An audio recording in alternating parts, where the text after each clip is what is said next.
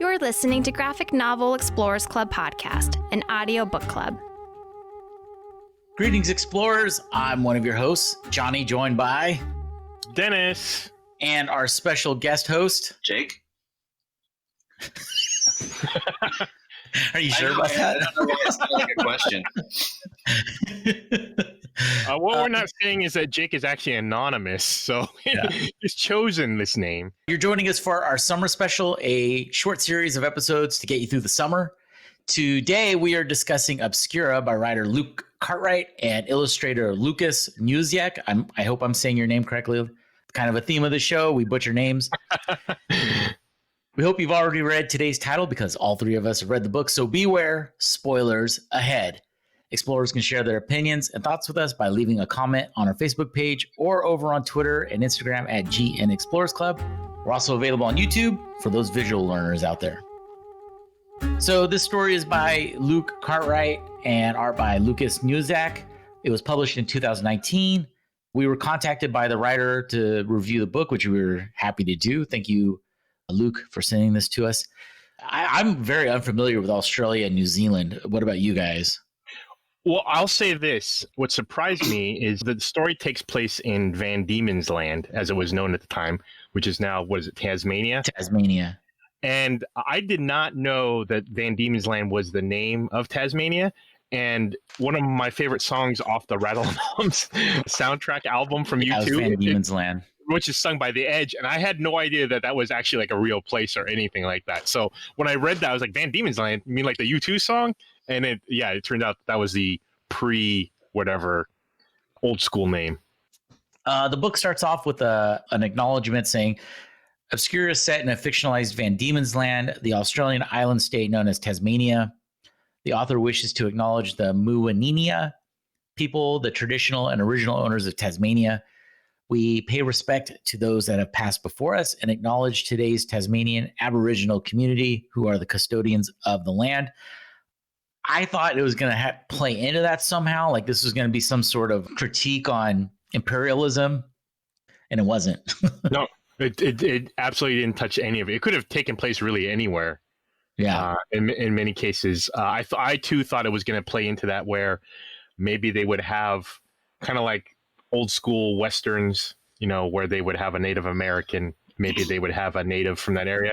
But yeah, didn't play into it at all. I think that was just his acknowledgement of oppression. Anyways, the book starts in 1870 and then later jumps to about 12, 15 years later, I think.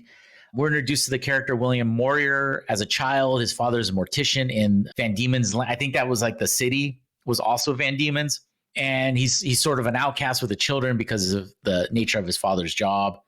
And he seems to be like a kind child. At one point, he's playing odds and evens with some other kids, particularly this kid named Devlin, who winds up bullying him. And he wins the game and he gets bullied. And then he winds up giving the money over to this homeless mom with her kids. So I was like, oh, okay, at least seems to be somewhat of a sweet child. Like he's not embittered by the bullying that is happening to him. We're also introduced to the White sisters, Catherine and Annabelle, the older of who Catherine seems to be physically attracted to William. They have this like lock eyes moment in the town, and she doesn't seem to be really bothered by, William's dad's occupation. And the girls seem to have the ability to see the dead. We learn later on this is not the case. They're kind of like those girls that were in, was it Boston area in the Victorian era, who would pretend to see specters and stuff like that. I'm curious what this book was influenced by. Right. Although you did skip one thing I wanted to ask you guys. It kind of drops off later on, but it seems to be influenced by like pulpy type murder stories. Like it's introduced as part of a series by some sort of editor named Bloodworth. So it's like, what is that? The name of it's not a pulp novel. It's Penny Dreadful. Penny Dreadfuls, right. Yeah. And initially it seems to... Which was popular at that time. Yeah, it seems to be framed like that, although that gets kind of dropped off much later in the book. But initially there's an introduction and even a letter from William himself. Yeah, he's like writing a confession and it wraps up the book too, but it doesn't really... I don't think it really adds anything to the story. Like if it was omitted from the book, it wouldn't impact it in any way. Yeah, I think it wasn't so much to add to the story. I think it was almost like this was a beginning of a series. So this was almost like Tales from the Crypt or those Penny Dreadfuls. He's the only thing that's current through all the different stories. Right, exactly. So I'd be interested to see if that's what his intent, the writer's intentions are, is to make an anthology, kind of like Ghost Bluebeard kind of. Did you get kind of the stories. impression though that the main character William had like already had a relationship with Bloodworth? Because there was a line where they said something like, you know, our insults. I forget exactly what he said, but like it made it feel like they had kind of already a relationship. Right, and so that's kind of what confused me. That kind of just dropped off, which is why I don't know why it dropped off.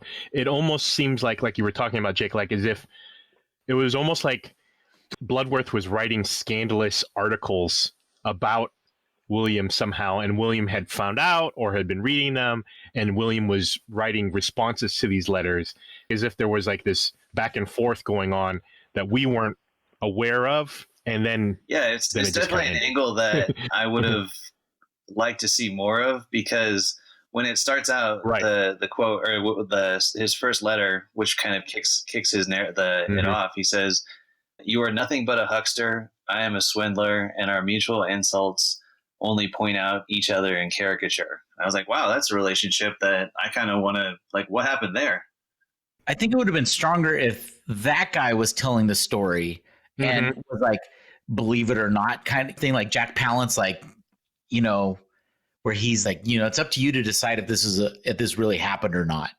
And how I thought it originally was going to be framed, and maybe he kind of changed mid-course, and that's why it was just dropped.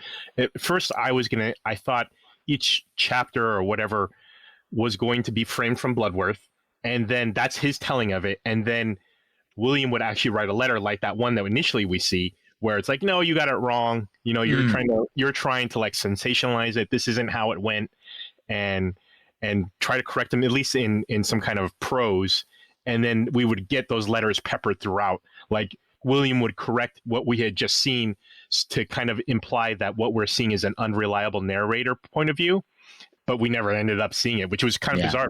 Because I'm confused exactly how this is being told, because all we get is like Bloodworth introducing this tale, a little bit about his childhood, William saying, you know, what Jake said, which was, you know, you got it wrong, or, you know, you're a huckster, and then that's it. And I was like, well, I don't understand how this is coming out. Like, is this published? Is he publishing these tales? And William, which clearly William can't answer if things panned out how it's supposed to be. Yeah. It's just confusing. Getting back to the story, the girls kind of get some infamy for being able to see ghosts in their small town. They attend a seance at this rich lady's house, and several days after that, Annabelle dies, the younger sister. And when they hire William's father, who's the mortician in the town, to take care of their deceased relative, William's father winds up offering a service where he can almost make the body look real again, like alive, and they can have one final portrait with the deceased relative.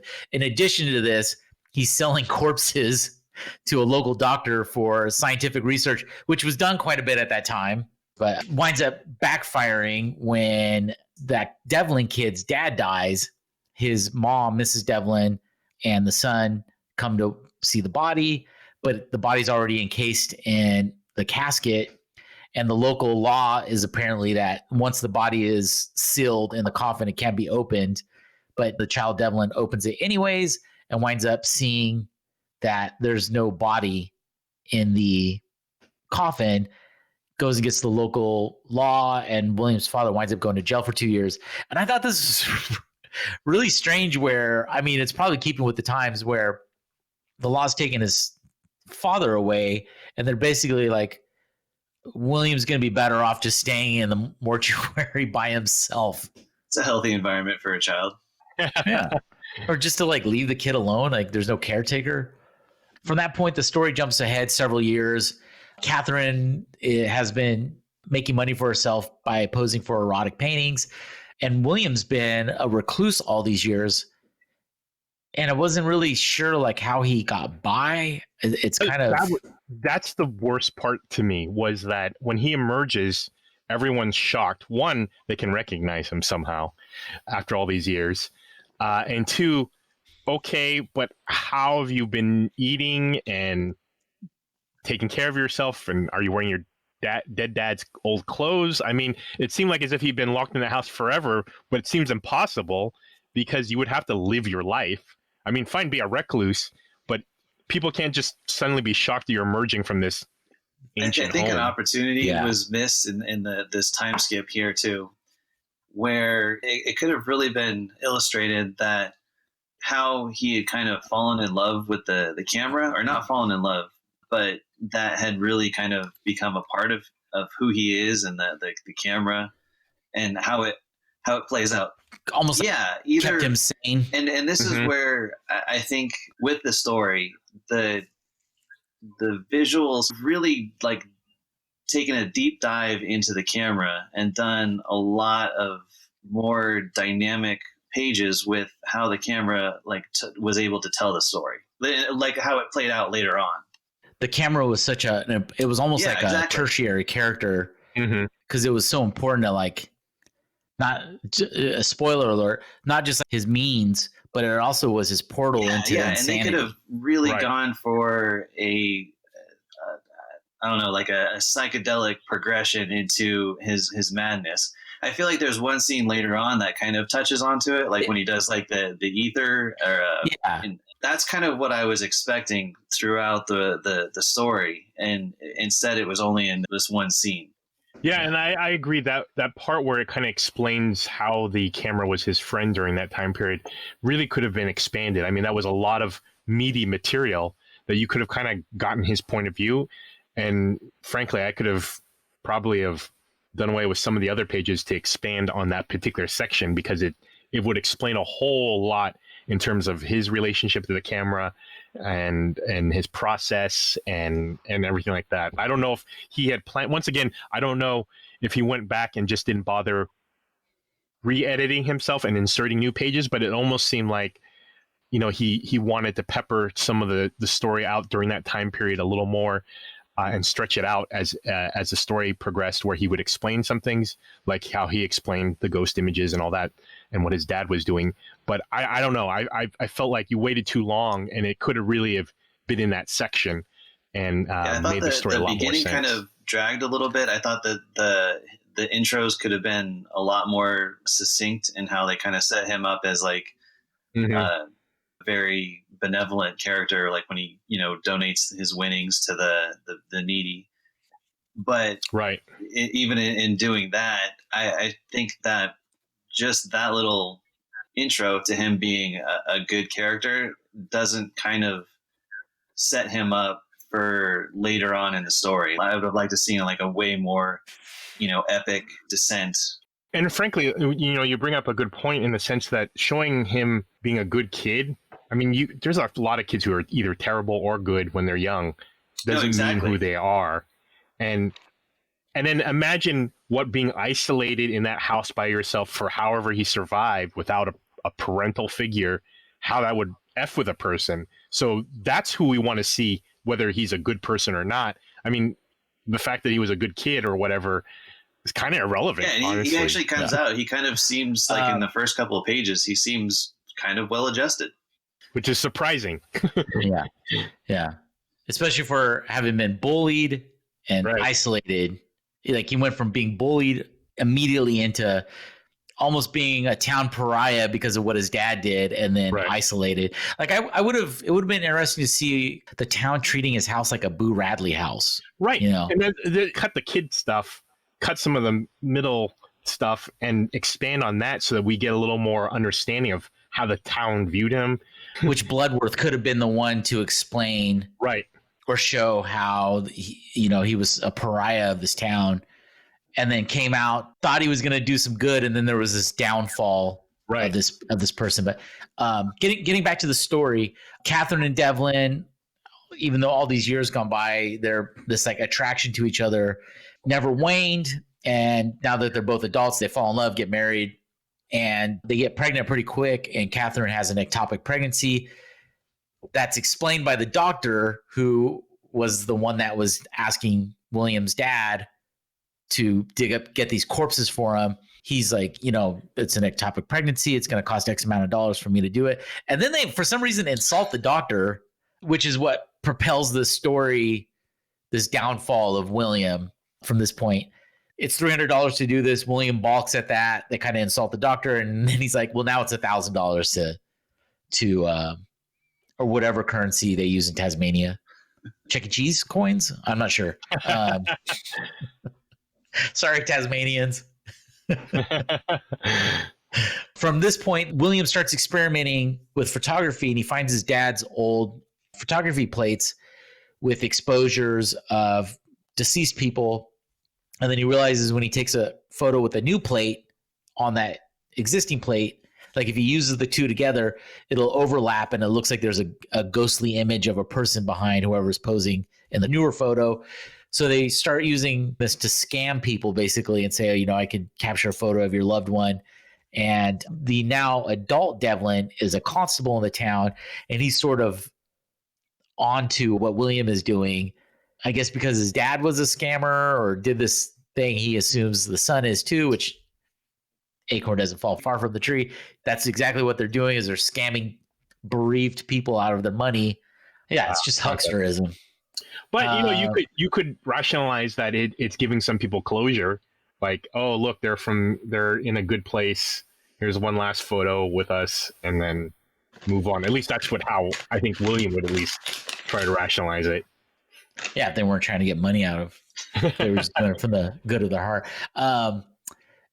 At this time, there's a rich woman named Elizabeth Burns, a rich guy who's a meat baron named Levon Burns. And in my mind, I was like, oh, this is Monty Burns's great-grandfather, and this is how the Burns family made it. So this, I believe, Obscura is in the Simpsons universe. So her rich husband dies.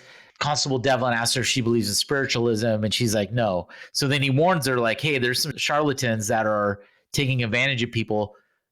Well, the next day, William and Catherine show up to offer their services, and she chases them off with a shotgun. I really like that scene. I thought that was really, really well written. And this is where I didn't have a lot of sympathy for William, because he just goes along with whatever Catherine wants him to do. Yeah. William I don't know what direction he's coming from in terms of like his motivation, if he's just so madly in love with.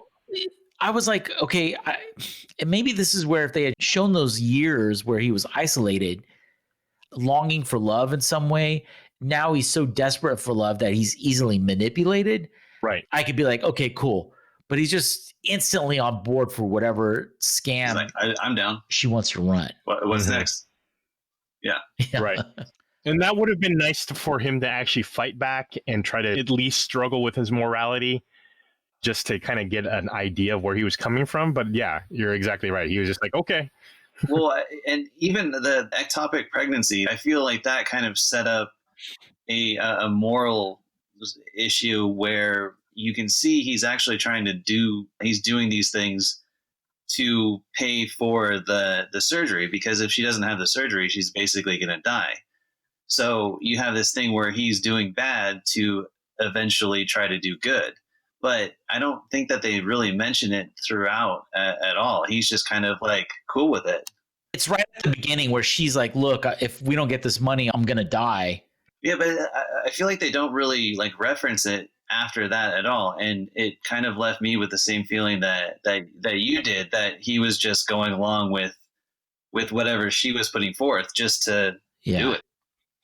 They do later on in the story. She basically guilts him to, skipping ahead here, William eventually kills Constable Devlin, and Catherine pushes him into it by saying, look, if you don't do this, we're going to go to jail or we won't get the money, and basically I'm going to die. So it is brought up later again. We're going to skip some stuff that sets up their scams that they pull on people.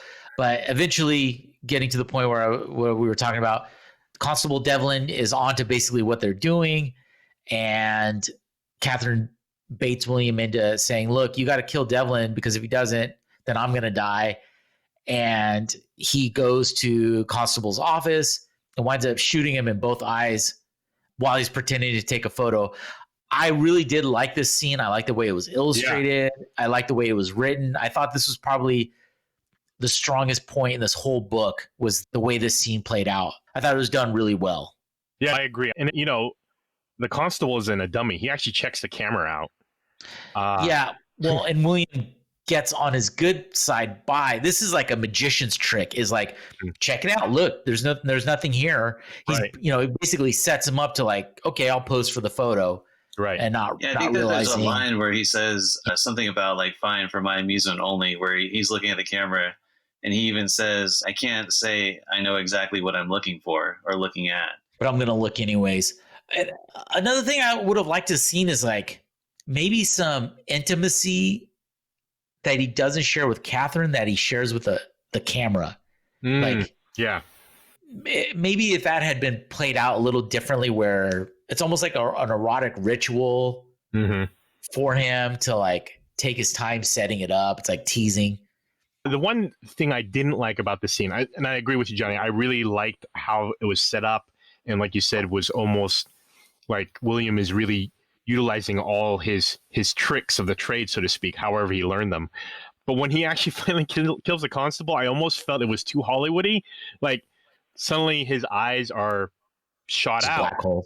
But nothing is on the back of his head. So, like, well, I mean, I think that's sort of like artistic license, you know, with that, where, yeah, it's not exactly fully gruesome. I mean, also if he had shot him, it looked like he shot him with a little derringer. It probably wouldn't go out the back of his head. I guess for me, it, you know, in terms of artistic license, I guess it confused me at first. Like I was like, what happened here? It wasn't until later, a few pages later, where you actually saw him pull out the gun that it was very clear what had happened. I think it was an interesting choice on right after when you see the first eye getting shot out, it says crack. And then the next words you see are dead.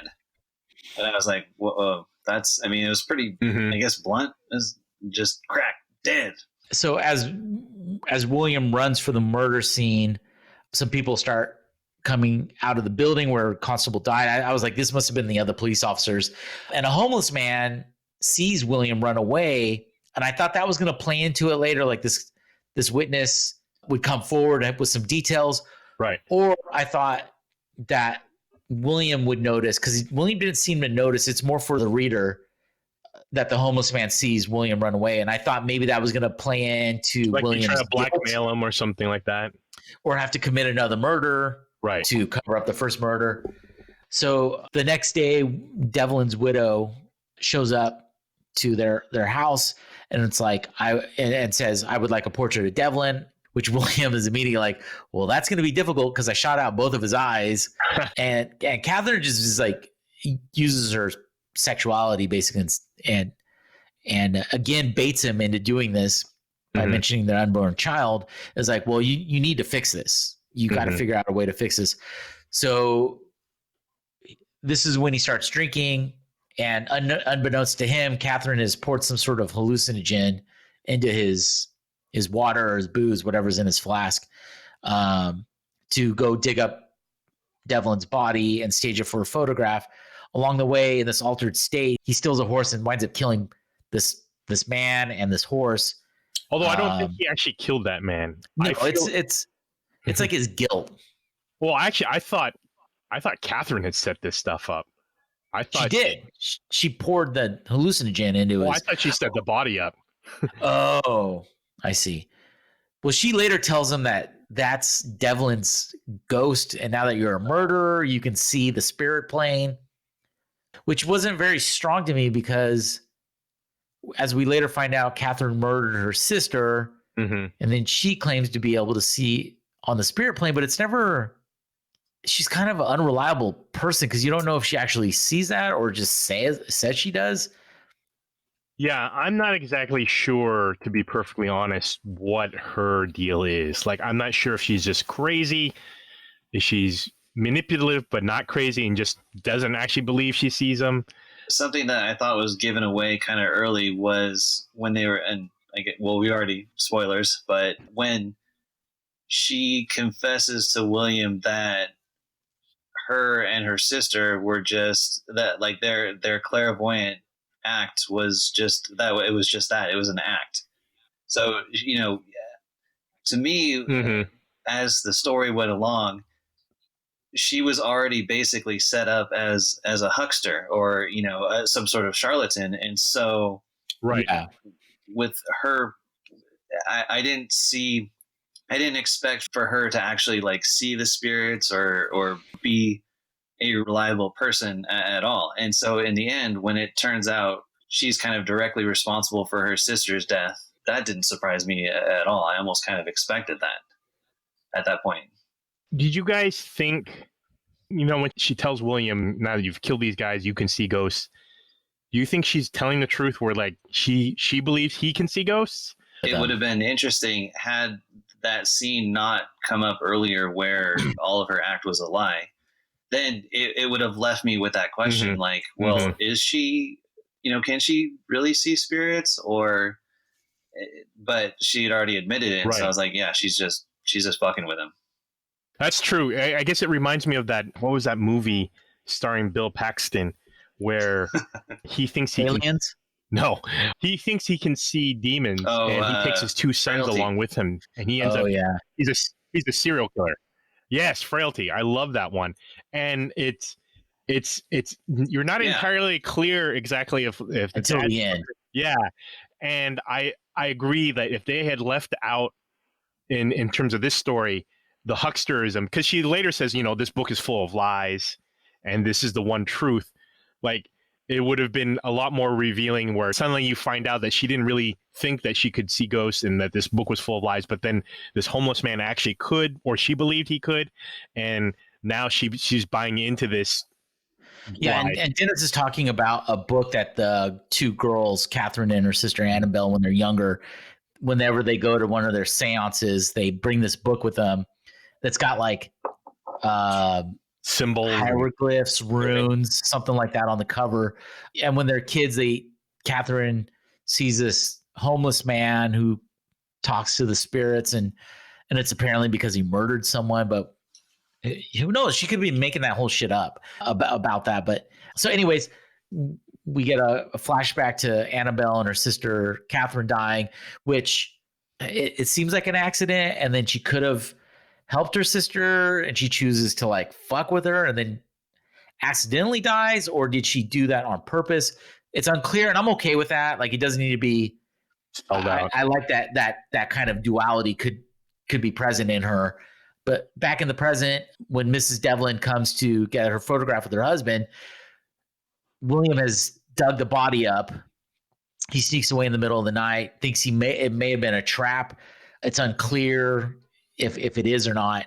He digs up Devlin's body, takes it back to his studio to pose it for photos, and then Mrs. Devlin shows up, and at this point he breaks, and he's like, I've had enough of this. I've had enough of your manipulations. I've had enough of being the person to cause misery in these people who are grieving, and drops the body, which they have posed as a ghost, onto Mrs. Devlin. She freaks out, runs to go get the local police.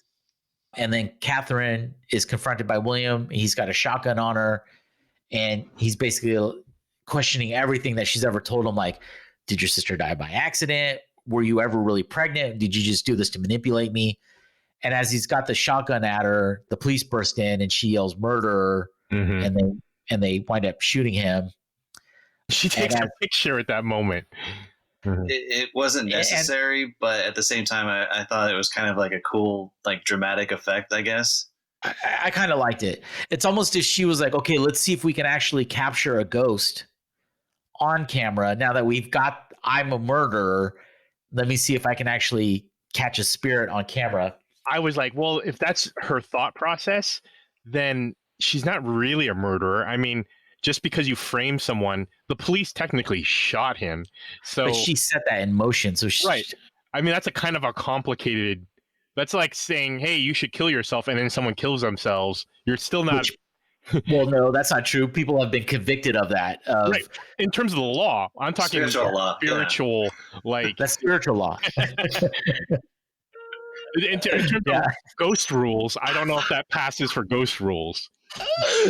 Oh, that is definitely a ghost role. No. I think she's guilty. She set this up, and so now she's trying to see if she can actually capture a ghost on film. But and I thought this sort of coda was really beautifully done, where William kind of transitions through his town and eventually meets up with his parents.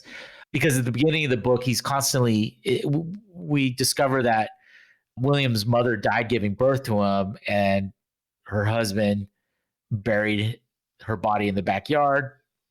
And he's always been questioning her. As a child, it's not played out anything past that where like he needs this mother figure. Right. But he's as he transitions through the town, he winds up settling with his parents in their ghostly form, and that's how the book ends. And then it ends with him basically kind of admitting that he was manipulated by her, which once again, I would have liked something either bookend by Bloodworth or a letter. There is a bookend with a letter. Yeah. After that, it closes out with him with those final words to Bloodworth. Right. It ends with William's final words to Bloodworth, which is odd because he's dead, but it doesn't end with Bloodworth. No, but I mean that's the ending is this this somewhat confession from William to Bloodworth. Yeah, I don't think he wrote it postscript from his death. I think these were like confessions that he wrote and mailed, maybe kind of knowing like how this isn't going to play out well. Like going back to the beginning, I would have liked to see, and it didn't have to be an issue where he was central. Like the narrator from our town, like if he had that role of the narrator in our town, where he's the one guiding the story and bringing us up to date when there's time jumps. I guess it would have been bringing us up to date. It would have been interesting to see more of the relationship between William and Bloodworth, because I think that then you could have been as vague as you wanted with who he is or what he was, but just if you tie in that relationship together. So for an example, in Star Wars Episode 4, when they referenced the Clone Wars, like you didn't really need to know a whole lot about the backstory with that. It just tied in. You're like, okay, cool. Clone Wars. Awesome. And I think if it just had a little bit more of that dynamic, it would have pulled it together for me. I don't even know if William and Bloodworth's relationship was even all that important, as long as Bloodworth was saying, he's the one telling you right away, like, look, they may have seen ghosts or they may have just been running scams on people. Like if Bloodworth was the one right from the get-go telling you, I got this story sent to my newspaper. Yeah. I don't know if it's true or not. You, the reader, decide what's true or not. Like, I think that would have been a more compelling story. And kind of getting into our final thoughts here. One, I would really like to see what Luke does with his writing career. I think he's a strong writer. Dennis and I haven't done a couple self-published books. You could definitely see where somebody has the potential to be a really good writer. Like I can see Luke in the hands of a really strong editor. It would be a good partnership, and Luke would just instantly be someone where you're like, I got to pay attention to this person's writing career. It's a flawed story. There's still compelling parts in this that I would recommend reading it. The one I think the art is definitely fantastic. The only thing that I would say is there were a few moments where the character's facial features I don't think necessarily reflected the overall tone of the story.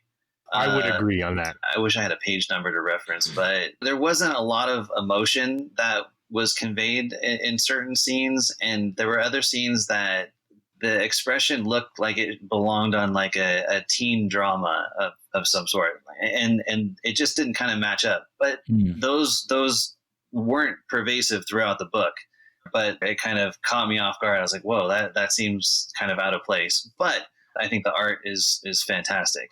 I especially think his drugged up ether state or whatever, when he kills the horse and everything, there's a lot of darkness there that I felt like the art had taken a definite notch up and was a lot deeper and a lot more interesting when he dives into the grave, imagining himself like rotting away in it. I felt that the artwork was just way better in those pages, and I wished more of the book was like that. Yeah.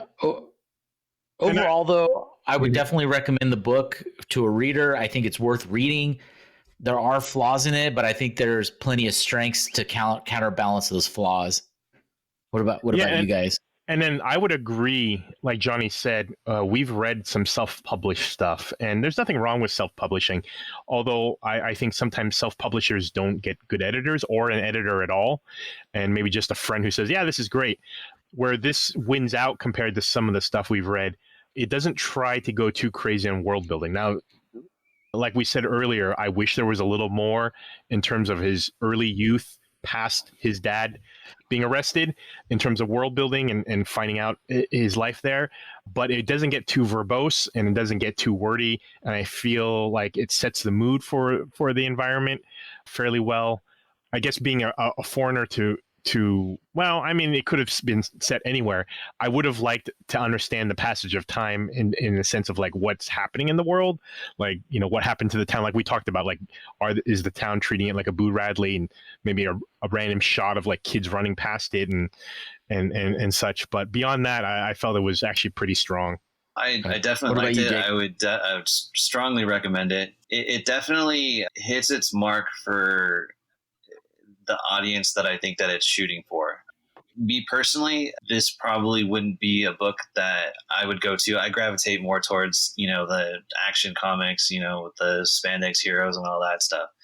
I think it did miss a couple of elements that I thought would have been cool to the story, and seeing a lot more kind of macabre imagery, especially with the father being a mortician, and then the doctor side of things. And I think that would have been just a real chance to give it a little bit of that horror spice to it.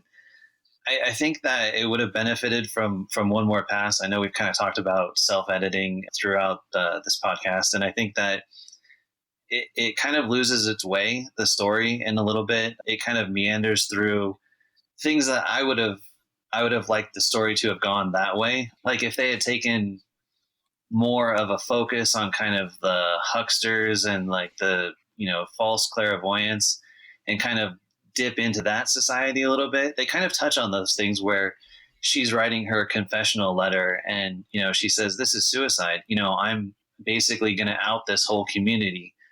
If Luke, the writer, does more of like these Damon's Land stories where we see more of this town, and maybe we get like a minor character mentioning Catherine and William, or you see more macabre stories that kind of center around this town. I think that'd be really interesting. Like almost like Stephen King. How Stephen King has Castle Rock, Derry. Like if this town is the center of a bunch of supernatural macabre, is it real? Is it not? Kind of stories. I think lead one of the into things those stories. that with this particular story, I almost feel like it was almost too grounded in reality. They could have really gone, you know, whole hog, and with his relationship with the camera, and kind of the scene where he goes out and is, you know, hallucinating and you know, kills the horse. Like that's almost what I was kind of expecting throughout the book. And they just kind of touched on it in that one scene. I was like, okay, this is, you know, really, I feel like this is really kind of taken off here. Whereas like the rest of it was just kind of suggesting these other things that could have been. And me personally, I would have rather seen it go that way. But I do like stories that are a little bit more over the top. I agree with what you were saying, Jake. I was hoping there would be a little more mystery where it's like, is this a scam, or like a typical Twilight Zone thing where it's like they think it's a scam, but then there's actually twist something real, which, you know, there's a spirit thing at the end, but it's like, exactly. That's kind of more of a feel good thing. Where can people follow the podcast, Dennis? You can follow us on Insta and Twitter at GN Explorers Club. Cool. Well, thanks for listening, and we'll see you guys in 2 weeks. Bye.